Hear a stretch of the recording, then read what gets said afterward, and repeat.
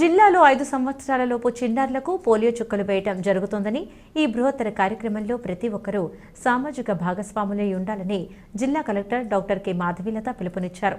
తల్లిదండ్రులు తప్పనిసరిగా తమ చిన్నారులకు పోలియో చుక్కలు వేయించాలని కోరారు. ఆదివారం కంబాలపేట పట్టణ ఆరోగ్య కేంద్రంలో జాతీయ పల్స్ పోలియో కార్యక్రమంలో కలెక్టర్ పాల్గొని చిన్నారులకు పోలియో చుక్కలు వేయడం జరిగింది. ఈ సందర్భంగా మాధవీలత మాట్లాడుతూ, జిల్లాలో 5 సంవత్సరాలలోపు చిన్నారులకు పల్స్ పోలియో చుక్కలు వేసే కార్యక్రమం ప్రారంభించామని తెలియజేశారు. జిల్లాలో గణాంకాల ఆధారంగా 1,90,479 మంది చిన్నారులకు పోలియో చుక్కలు వేయాల్సి ఉందన్నారు. ఇందుకోసం 1060 బృందాలను ఏర్పాటు చేశామన్నారు.